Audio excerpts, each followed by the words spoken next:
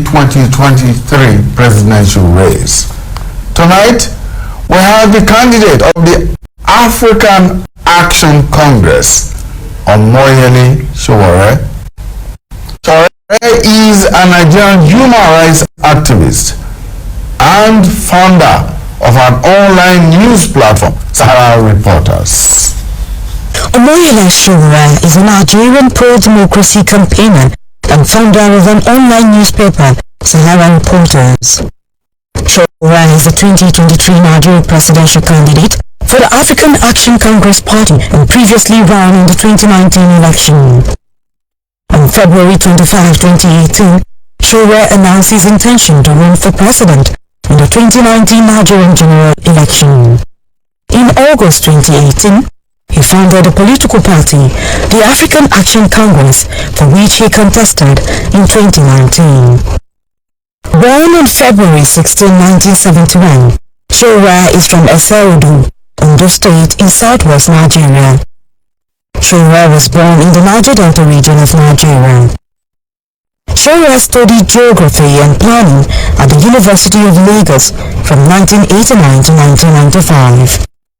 He was the president of the University of Lagos Student Union Government between 1992 and 1994, where he was involved in anti-cultism and anti-corruption advocacy. Sowore holds a master's degree in public administration from Columbia University.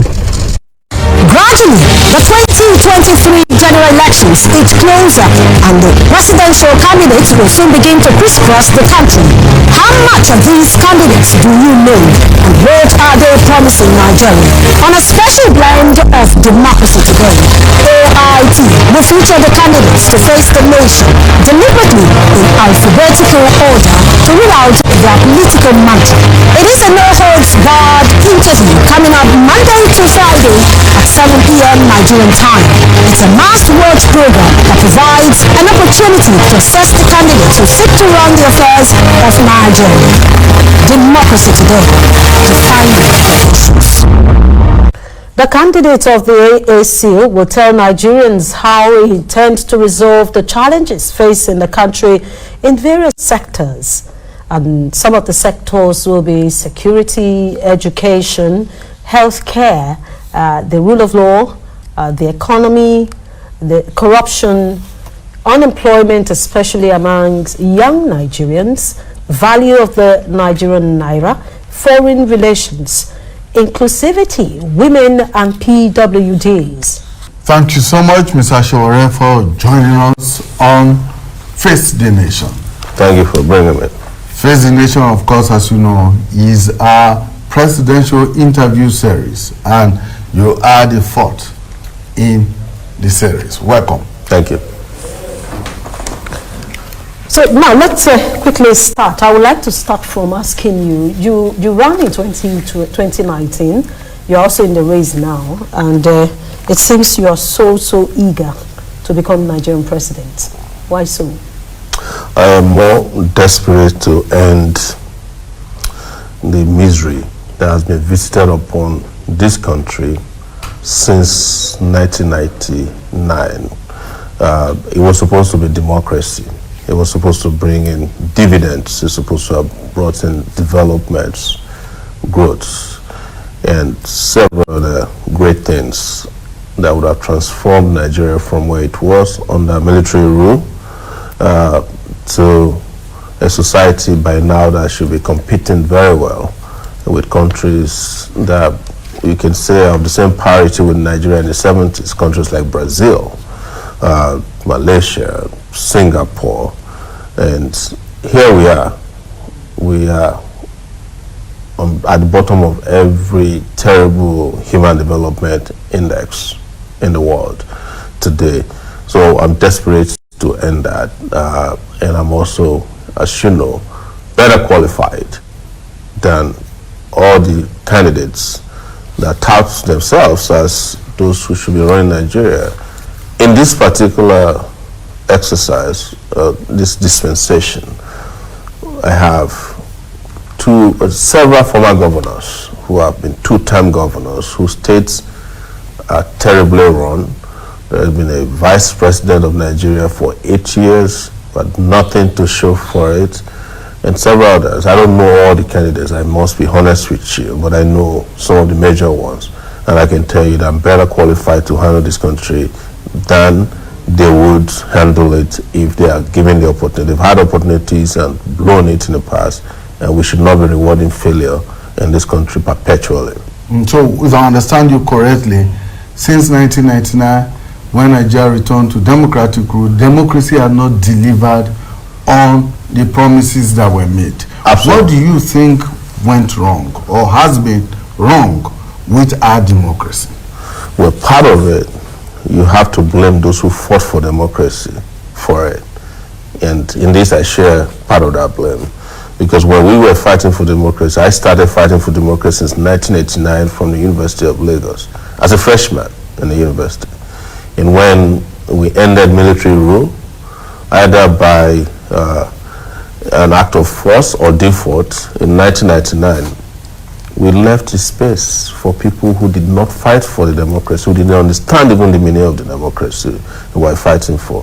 We left the space for people who were hiding under their bed when we were fighting to take over the democratic process from us. And by the time people woke up and came back, it was too late. So now we have woken up, and we're not going back to sleep until such a time that we deliver to our people the real democracy that was promised to them when I was fighting for it, the real democracy that is practiced where democracy came from, and not to continue practicing other brands and forms of democracy. The one that I'm very popularly known for talking about is morantocracy. It shouldn't be the case. When you say we have woken up, you probably are referring to those of you who were in the front lines in the fight to enthroning democracy. And now all of those comrades, all of those persons who were with you in the trenches at that time are scattered amongst all the political parties in Nigeria today. How do you intend to harness their resources and their ingenuity into helping to reform the Nigerian democracy?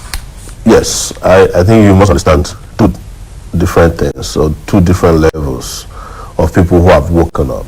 There were people who knew about all this all along. Democracy abandoned their duty post, in my view, in 1999, and either moved into NGO businesses that seriously degraded what we used to be.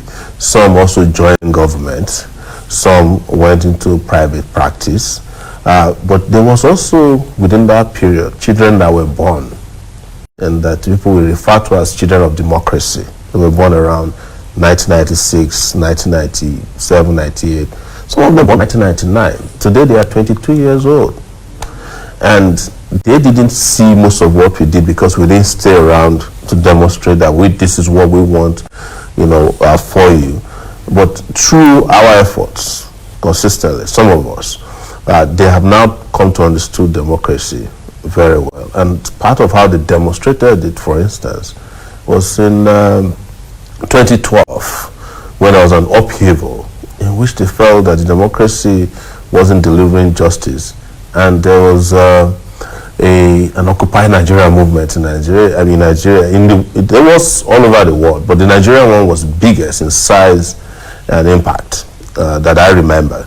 And then some few years later, specifically October 2020, NSAS, in my view, woke up a lot more of the generations that had never even thought that they have democratic power to change their social political situation, including economic conditions, because these are generations that have mostly never seen electricity. Some never had a job, never had, admission based on merit. Some of them never really got any support from the Nigerian state. And they were the generations that were blamed for everything that went wrong, even though they had nothing to do with how things were going wrong. So the next question, of course, is how do we get our people back? Because to be honest with you, Nigeria has happened to a lot of the people you're talking about.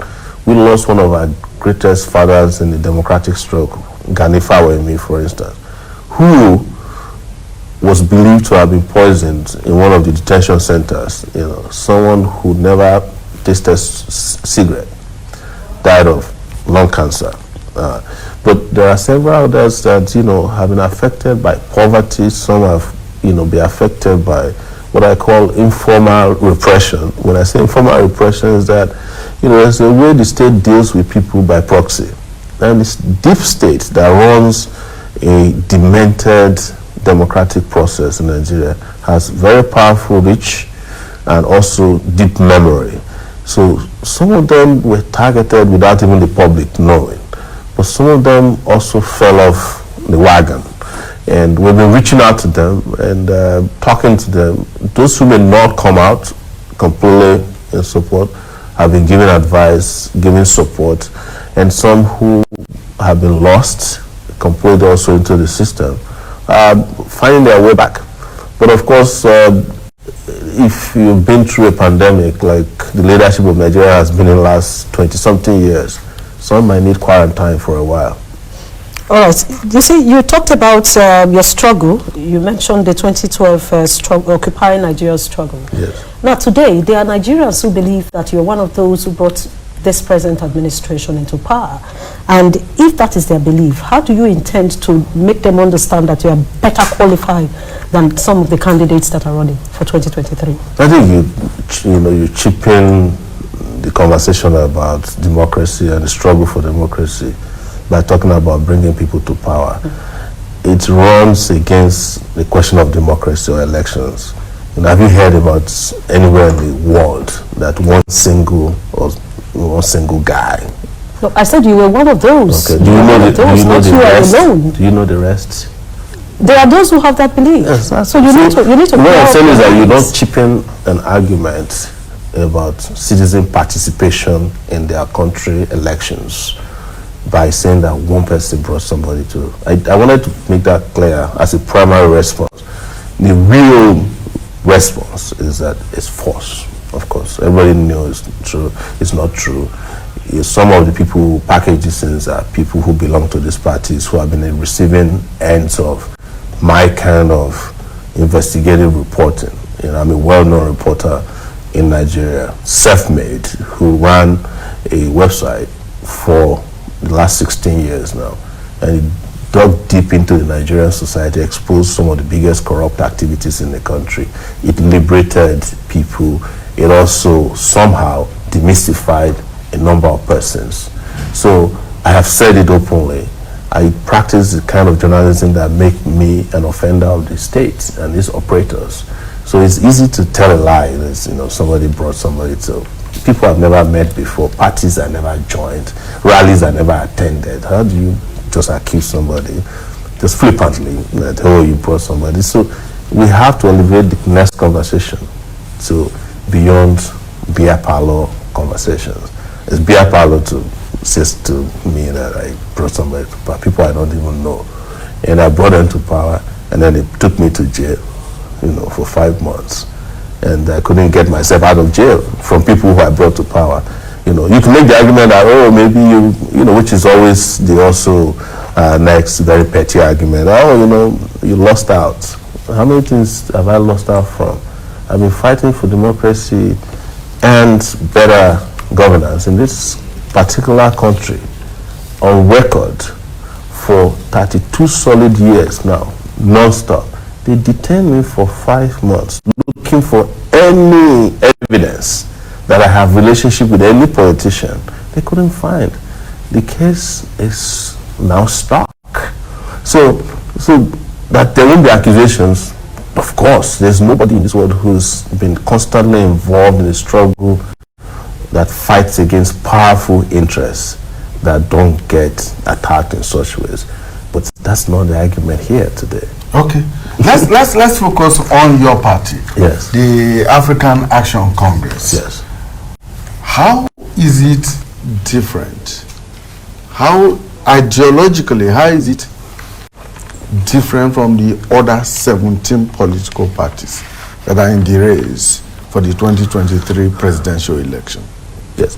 So I want to be clear that, and I'm being honest here, that apart from the APC the PDP, the ADC, the NNLP, PP, yes, and now Labour Party. I don't know the rest of the political parties. You can't, if you do a quiz here, I will fail, actively.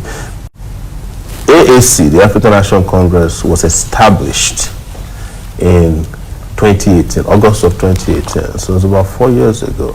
And when we established it, we brought out our manifesto, we brought out our philosophy, and it was clearly different from the other parties. We set up a website so that nobody will be in doubt regarding what we're about and what we are set to do. And how we're different is that we have philosophy that is socialist, welfareist. It's going to take care of the welfare of the people. We are not a political party who is driven by ideologies that fade and come alive as the weather changes. And the people who are behind AAC are well known as well. We were part of the former student leaders who brought democracy to Nigeria in 1999. One of the people that started AAC was a guy from the University of Lagos who took over from me as also president, University of Lagos Student Union president, Malcolm Fabi, who had a PhD in his 20s and now is based in the US. And we were the ones who went to prison in this country, fought the military, fought school authorities to make sure that education, there was access to education and there was quality in education, make sure that we deliver this country to democracy before some of us reached the age of 30. By the time democracy was restored to Nigeria in 1999, I was 28 years old. Malcolm was younger. So today I'm 51 years old and I still haven't seen the democracy that I really fought for and longed to see. So our party is the representation of those aspirations, and ideologically it is well known that it's ideologically different. It's not a party in which members go to bed as PDP and they wake up as APC on the other side of the bed next morning. That one is very, very clear. But I also want to be respectful to people who may not be very versed in the ideological argument that this is not about label, it's about humanity. And the humanity of Nigerians is that we deserve better, way better than we're getting. In fact, we deserve completely different service, completely different engagement from our leaders and engagement from our nation and support from our nation. And that will form the basis of whatever ideological meaning you are trying to read to us. Because if I start running Marxism here on your platform, I'll be confusing and alienating a huge number of listeners. Okay, now talking about your activism in the days of when you were a student, that will take me to what we're passing through in Nigeria now, the education system. Yes. The university teachers have been on strike and the students are at home. So if you are saying you want to be the chief executive officer of this great country, Nigeria, what will be your plan to ensure that we have stable education system in this country? Let me clarify that a bit. Yes. You just spoke about access to education. Yes. There's hardly access to education in Nigeria today. What is your agenda and that of your party to ensuring that there is access to education for every Nigerian child? Our agenda in governance for education is first, access, second, quality, and third, and the most important, is sustenance, and which means funding, heavy funding of education. Education is going to be such a huge bedrock of our administration that we will take everything is needed to get people, every child. And the easy way to describe it is that it will be a crime during our own administration for a child not to go to school. It won't be a child for the crime not to go to school, but it will be a crime that an officer in charge of education can be prosecuted for. You get me? And it will be a justiciable issue in our legal system. That is to say that if a councillor or a governor or a chairman of a local government, a commissioner or a minister is not discharging his his duties in the area of education, you can actually go to court and prosecute him or ask for damages that my child did not go to school. I don't want to break it down without making it confusing. That my child was not given a chance to go to school. You will be able to, even 30, 40, 50 years later, be able to sue the state that deprived that child of that opportunity and get damages, get compensated. Just like people are getting compensated by tobacco companies for selling cigarettes to them and not warning them that they are capable of killing them. That is how serious I take education, because I know where I come from. I came from a village in Ondo State where only 6 kids could go to secondary school.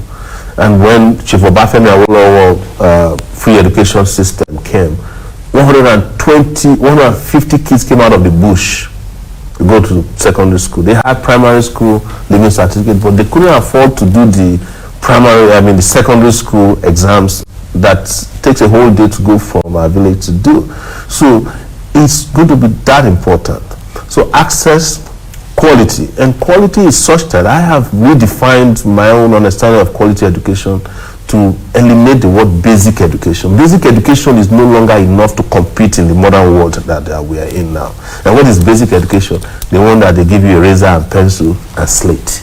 That is basic primary education. It cannot lead you anywhere, because I lived in the US for 20 years. I had 2 kids there. And they are not doing basic education. They are forced to do technologically driven early education. So from kindergarten, they are introducing them to computers. They are having coding classes. From primary school, I won't say kindergarten, because kindergarten they don't know much. But from that point where they can start reading, they come home with a laptop issued by their primary schools. It's not that the person donating it will have to go and show it. It's a law that these kids must be provided with the best available educational learning opportunities and materials. And when a child is struggling, they separate the classes, special needs classes. You don't say a child cannot go to school because he can't talk. No, you get the school to make him talk or learn something that his system is capable of processing. So every child is pretty much just injected with a chip to make them useful in life. Whether they can stand on their own or not, education is compulsory. Whether they are sick or well, education is compulsory. Because why? They know that all these child, that these developmental stages are the ones that are going to make the country well in the future. So you better get them well now. Look at what we are doing here. In year 2000, the PDP candidate now was vice president. They set up a committee to go to the US to understudy university, public universities there. Most of the public university senate selected a delegation. And I heard they went to America. I don't know the dates and the number of people in delegation, but there's some intelligence I gathered. And by the time they went and came back, they saw how the universities were. This is the year 2000. And our friends came back and started issuing private licenses to themselves and allowing the universities to go on strike. Universities didn't start going on strike now. They were going on strike even during our time in the 90s. Over, at that time, 1.3 billion naira request from ASU to fund our universities. Before we started this pro-democracy struggle, there was a 120 million naira loan that the World Bank gave to Nigeria to develop universities. Do you know what the university authorities at the University of Lagos did? They were building fences around the hostels. They were not building libraries because they were more interested in those things that enables them to squander the money. So now you have private universities everywhere. You abandon the public universities, but the children that we did not allow to go to school between the year 2000 or 1999 and 2022 are probably part of the bandits that are closing down private universities now. Because very soon, all the universities might have to close down, whether it's private or public. Because any opportunity you lose to give children opportunity to learn, you have also destroyed the future of your own country. You have destroyed even your own personal future, because when you retire, the kids that are supposed to take care of your retirement life, they have also not been trained to take care of people. So somehow it will get to you. It's the reason why I said it at the beginning of the conversation about education. I'm passionate about it. Now, I'm the son of a teacher. My father was my teacher throughout primary. He homeschooled me partially. He was my teacher in primary school because I traveled with him as a teacher, and in secondary school partially too, up to Form 3 before we went to Form 5 in the school that Awolowo created. I'm passionate about teaching, because I am about education, because this is so important and central to the development of any. It's more important than the security we are talking about today, because the security issues can be solved temporarily, halted, but without educating your citizens, they'll come back again. Because it's a matter of necessity that when you don't fill that void, another thing will take over the minds of young people. They are their formative ages, impressionable. Everything they see is what they want. But when you provide them school, as you all know, every one of you that has had a chance to go to school, how that relief you have, that you have somewhere else to go learn. You have somewhere else to go socialize. You have something else to do with your life that is not just dictated by your parents. That you are developing your mind, your brain, and your concept and context of life in a way that's away from the probably sometimes primitive ways your parents look at and society look at. That's how societies develop. That's how we can compete. Had we invested in education the way we have invested in corruption in the last 30 years, this country will be El Dorado. It may not be El Dorado, but it will probably not be in darkness at night. Okay. If you take a look at Nigerian budgets today, you will still observe that education is not even close to the amount of money the budget for, compared to other issues. And you are already mentioning the importance of educating every child in Nigeria. Every child. No child will be left alone. Exactly. Yeah. Well, if you're talking about technology, educating them through technology or making them understand technology, what about infrastructure in education? The infrastructure in education is evolving, just like every lifestyle is evolving. You see, in the next 10, 20 years, the classroom idea of education will start fizzling out. COVID came to teach us a lesson that we should have been learning a long time ago, that the culture of classrooms, blocks, should have been fading out. Technology has already taken care of that. And the kind of education that we imagine in the future is not going to be the education that we are used to, the curriculum-based, heavy paperwork education, but an education that is interactive in nature, such that one day my daughter and the daughter of a white person in the United Kingdom or Australia can wake up in the same class as the child of a person in Kaduna. Same classroom, but not a physical classroom, virtual classroom. And they'll get global education, fantastic global education.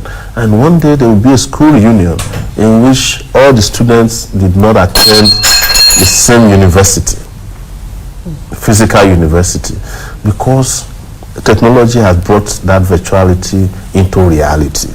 But nobody's thinking about that here.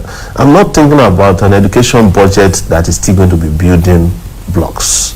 I'm thinking about an education system in which you can use temporarily a place where you are watching a match between Manchester United and Chelsea at night, and it will be a classroom the next day. Because pretty much every village has a football viewing center. So why don't you gather young people, say, come. There's a teacher in the UK who wants to teach you. Listen, everybody can even get an earplug in case they don't have, they are too noisy. And they have a proper, instead of 6 teachers, to just manage that class. They will learn the same thing. I said to them, this is your take-home assignment. Tomorrow, they will call you, and the teacher who is on a Zoom control board, dashboard, knows all the names of the student and say, please submit and you upload your assignment using your mother's cell phone that she uses for WhatsApp. Just an app. So that's where the world is going. But you know, when you have this analog mentality, that's the major issue with us. We are not thinking beyond today, but the world is evolving every day. And that's why I keep talking about the qualification of people like us to be president, because even the presidency of Nigeria will get to a day where we don't need a massive residence to run the country. As a rock. One person in a house that can house over 500 people. One person will be living there with all the fence, with all the guards. Nigeria is now being run like on autopilot anyways. What do we need a president with a huge mansion for? I'm just saying this, that thinking creatively into the future is a lot bigger than that, and we are loaded up here, and I'm not bragging, that it hurts my a lot to see kids walk around carrying granola, selling when they could be in school, you know, in a very creative way. And even kids in those places that are displaced can go to school. These applications, opportunities are there already. We are just not tapping into it. So I'm not looking for a budget to go and build and get contractors to be building blocks. We are looking for budgets to create pipelines and bandwidth of internet connection that can train every garden child in case they can't get out. Okay, Mr. Sowore, we have a lot of ground to cover. Yes. Let me move you away from education now. You are quite passionate about it. Yes. And let's talk about security. Yes. The security challenge you have in Nigeria today is enormous. If you do become Nigeria's president in 2023, you are elected, how will you prioritize security? What, in specific terms, will you do to secure Nigerians, given the current situation where, as it were, nobody is safe and nowhere is safe? You see, there's no way we can solve the security problem by just merely labeling it as a security problem alone. A security problem did not start one day. It started because of a number of factors that had been playing against each other over these years that we ignored. One of them is one of the topics we just concluded, education. And as such, in resolving the security problems, you must also holistically break the security problems into 3 areas so that you can start solving them without muddling up issues. And for me, number 1 would be the primary immediate. How do we halt the bleeding? How do we get our soldiers, police, and security agencies to work together immediately, work with partners abroad, equip them, if necessary? And I've said this, I should be proud as President of Nigeria not to mention the word mercenaries, that we should be able to use our people. But the truth is that our forces are too compromised, too weakened to tackle the problem, the magnitude of the problem. So we might need immediate outside intervention. All right? It's just like you want to eliminate mosquitoes from your compound. Maybe you need something that is very strong. Dump it there first. Let the first group die and then clean up after that, and use other means to ensure there are long-term solutions. That's what I will do. Is we need funding. Look, in this country today, the Nigerian police is no longer doing police work. The army is the one doing police work. What the police is doing is megad work. Accompanying people to parties, accompanying VIPs. They are just doing VIP protection. You have to you have 350,000 policemen. Every house you go to in this Asoko area has 6 policemen in front of it, doing nothing, just protecting VIPs. Some of the houses have policemen in front of them. They don't have people even occupying the houses because they've reduced the police to nothing. And our security agencies are managed, with due respect, by incompetent people and leaders, because they are not appointed on merit. They are appointed based on ethnicity, nepotism, religiosity, and those other factors that don't factor into competence when we are looking for people to solve these problems. So I will expand that area also. For instance, if I find a police officer or a non-police officer who knows how to do security work, I can make him IG as the president of Nigeria. You know, I mean, this might require that some of the laws have to change, but you can use executive order as president to solve immediate problems and partner with international organizations, bodies, you know, like I said, if need be, bring in, you know, support that is immediate and very impactful. Because some of these organizations that we are running with, I mean, these non-state actors like bandits and terrorists, they are ragtag, you know, groups. The Nigerian army is claiming now that they've been able to drive Boko Haram out of Borno State. But what they have just done is maybe give them too much firepower in that area. They've come into town. They've come more into the, you know, the Nigerian continental area, and they are around our cities. You know, we can almost see their camps from Abuja, Nasarawa. They are in Kogi, they are in bushes in Ondo State or War. We've seen the activities, so we shouldn't pretend that those things don't exist. But then there are medium-term solutions. We should start looking at, you know, how do you use technology, for instance, to track, collect intelligence, because our security agencies also don't collect and share intelligence. Make sure there's central processing of intelligence. You know, make sure that you collect data accurately, biometric data, you know, because the country is also highly infiltrated by, you know, foreigners. A lot of these, you know, foreign fighters from Niger, Chad, and other places across the northern part of Nigeria are also around, just wreaking American havoc. And this is where the issue of national security holistically comes in.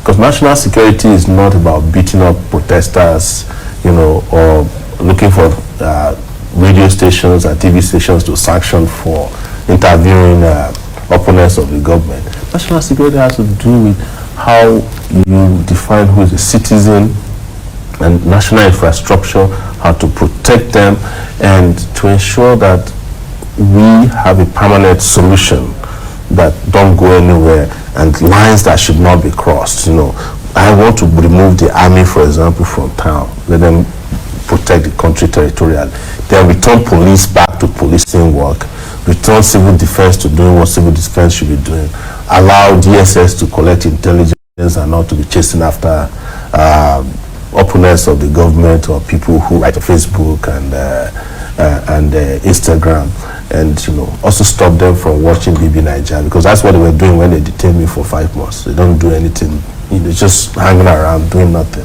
And also make sure that intelligence is collected. You know, that was a joke, the BB Nigeria one. Intelligence is collected and processed, and they are, you know, consistently worked on to ensure that whenever there is threat, they are detected in advance, and in most cases that these threats are liquidated before there's public harm, major public harm. So, and the last one, of course, is to deal with social security.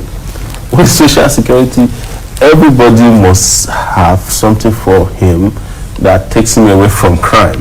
If people go to bed hungry every night, they will do something to get what they don't deserve because they are desperate. If you don't employ half of your youths, you are definitely going to get crime in return for your investment. There's nobody that can escape that. And if you don't, you know, protect old people after they work for, you know, 45 years and they retire, you don't pay their retirement, they will go back to crime, or they will be part of your problem. So that social security protection is then the final security that the country will need, so that people can go to sleep. And of course, you have to address issues. To address all these other issues, you have to address several other issues, which I'm sure you. That of course will take us to the area of the economy and unemployment or underemployment, which my colleague would take up. Okay, because if you talk about social security, you still need to look at the large number of young Nigerians that are unemployed. Yes. And you cannot separate insecurity from unemployment, which you have said. Absolutely. So in your manifesto, what are your plans to take these young Nigerians away from the streets? See, our manifesto talks about massive infrastructural investment. The U.S. had several depressions, but I think the greatest one was in the 20s. And instead of that depression to force them to surrender to the rest of the world and start traveling to be carrying bags, it forced their leaders to think about how to invest in the U.S. and develop the U.S. into an economy that could survive on its own, that won't rely on. And that was one of the biggest things that happened to them. But what it did was to invest in public works, build infrastructure. They started building everywhere they could find an opportunity to build something. They built it there, and in building this infrastructure, they employed a lot of people. They were building railway. People started working in the railway sector. They were the ones who built. They were building schools. They were building bridges, and that immediate relief for the depression came from people going to work. It created, huge opportunities for them. And I have said it, I have massive plans to invest in electricity, for instance, particularly renewable energy. I want to create a solar farm in northern part of the country that could deliver up to 4,000 to 5,000 megawatts of electricity in 4 years. I've never stopped saying this. Now they're stealing some of the ideas, but I know they can't implement it. And that would not put less than 1 million young people at work. It doesn't mean whether you've been to university or not. There will be something to do. You see, each time they are building railway, and some of our parents used to tell us this as well, in railway lines, people got jobs along those railway lines. Even I, as a young person, I was one of the people that built the secondary school I went to. When the contract came, the man came to the village place we were playing soccer. I said, I got a contract to build a secondary school here. Who wants to make blocks? I went to them. I was 10 years old. I made a block. I remember I made 5 naira from moving block that built my... But that was my first employment. Since then, I never got employed in this country. Before I left in 1999. Officially by government. So that massive works investment is going to bring employment. The number of teachers we need to teach all the kids in the education project I talk about will not be less than 600,000 immediately. And the number of nurses, doctors we need in this country is not less than 2 million. Now we've lost over 9,000 doctors to the UK and the US in the last 2 years due to, after the COVID, Canada is gulping our nurses. The same nurses and doctors we trained in the substandard schools that we are complaining about, they are now golden boys and girls. They have now entered the transfer window for international jobs. So that's why I keep saying it, that it doesn't matter where people go to school. It is how the brain develops that matters. There are some of us, when we arrived at the University of Lagos, we were ashamed to tell people the secondary school we attended and primary school, so we didn't go to Corona in Lagos. But when it's exam time, the Corona boys will be tapping you on the shoulder, please, can I see your paper? Because we developed our brains because we had to multitask growing up. Nobody had, food for us. We didn't have breakfast. We had to go to farm first and then jump into the lake on your way back from farm and then go to school, and by the evening your father and mother are waiting for you. So you are forced to develop faster than you should. It doesn't mean that, I'm not saying that people should go through the kind of hardship I went through to grow up, but the most important thing is that when we come back from farm after school, we are forced by our parents to go and do our homework. I still remember my homework in primary 4 was Ali and the Angels, where they used to talk about 419 in those days. But we had so much pleasure submitting our homework the next day because the teacher will call your name and you submit. But we had already done so much with it, and we didn't have electricity. Sometimes we appear in school the next day. I hope I'm not digressing too much.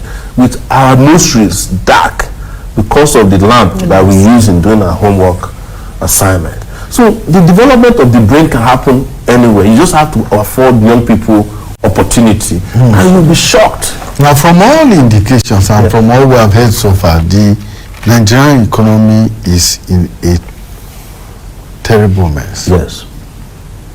Government officials have indicated that we are broke as a country. Yes. If you do get elected in 2023, you will be inheriting a broke economy. Economy that is so dependent on oil. What steps will you take to refloat the economy and move it away from the dependence on just one product, oil? Yes.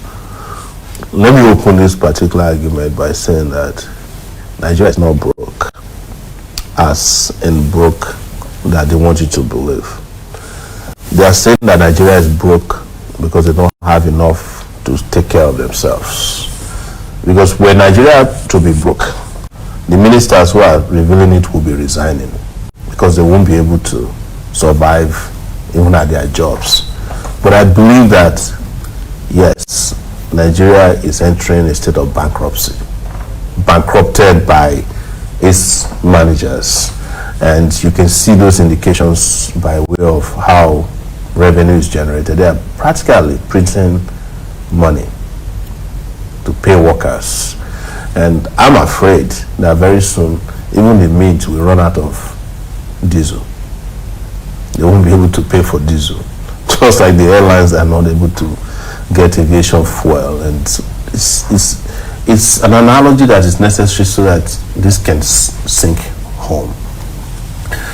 Nigeria's oil revenue is impacted, interestingly and ironically, at the time that oil sales are improving all over the world. Do you know why?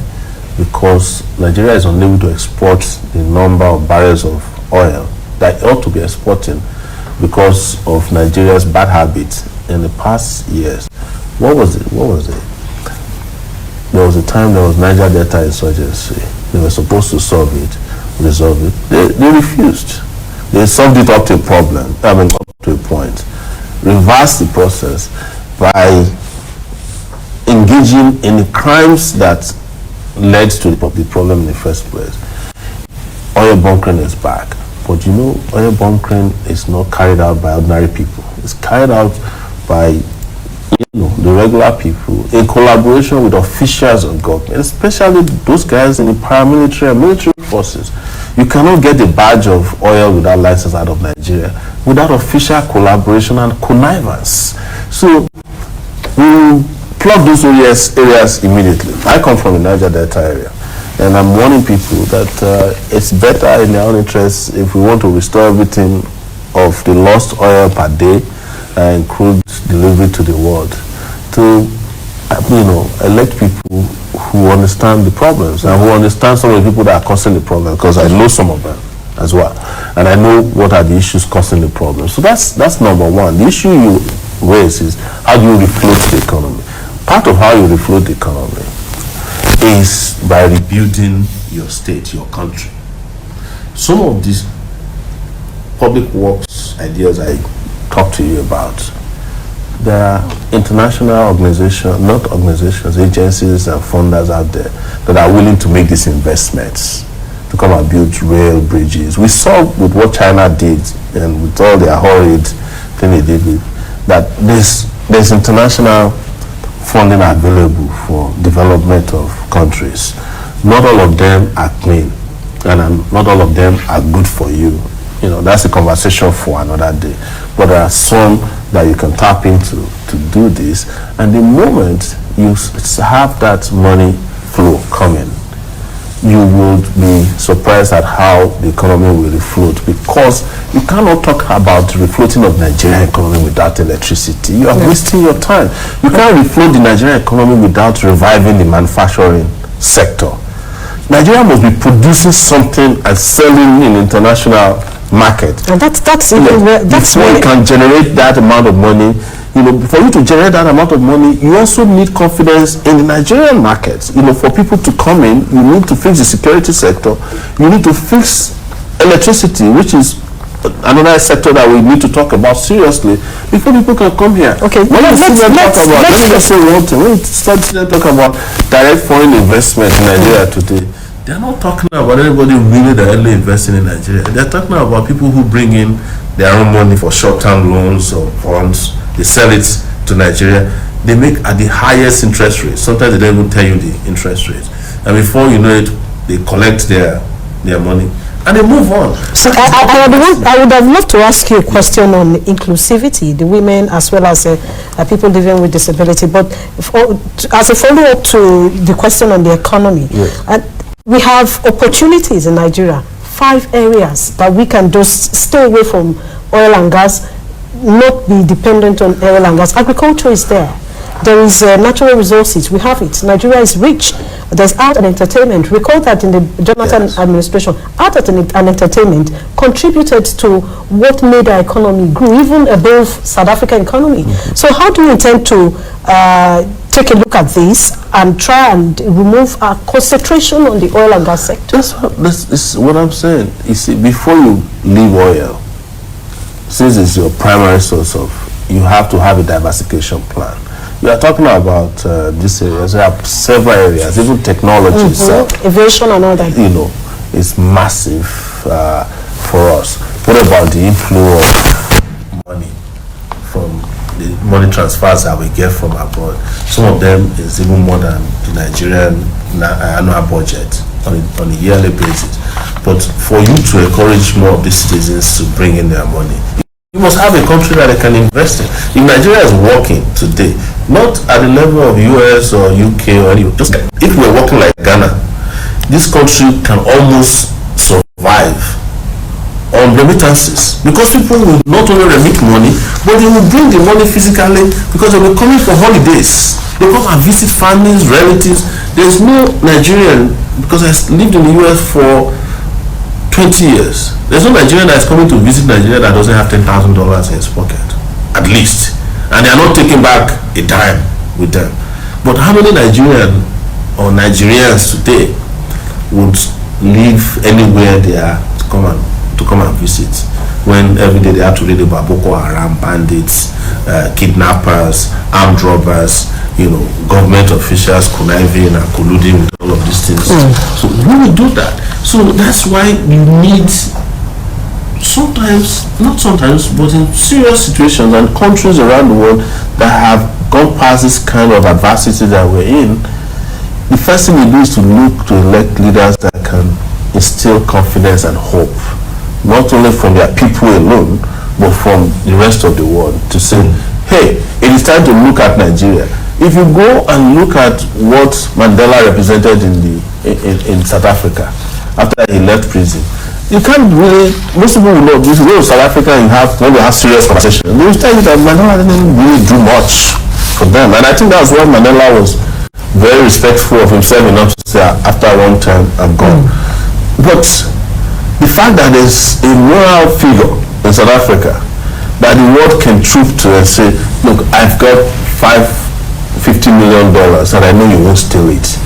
Use this to do this for South Africa. That was what opened up South Africa. That's where you start from. There's a lot that we need to talk about. Exactly. Not more time to deal with it. I just ask you to, in 60 seconds, give your last words to Nigerians. Why should they vote for you in 2023? The Nigerian people have to make the choice this time around to look at themselves and look at me and say, look, here comes one of us who has consistently stood, never wavered, never compromised, and whose agenda and position is known and is not hidden, and never left you alone. And that person has come to lead you out of darkness. This is light right here, and I'm not being religious, I am just being prophetic. Thank you so much, Omoyele Sowore. He is the presidential candidate of the African Action Congress, AAC. All right, thank you. We appreciate your coming today. Hopefully we'll still be talking with you towards the 2023 presidential election. And don't go away so soon. Tomorrow is another day. We still have to talk more with presidential candidates. So we wish you the very best in the contest. And of course, we look forward to hosting more of the presidential candidates. Bye for now.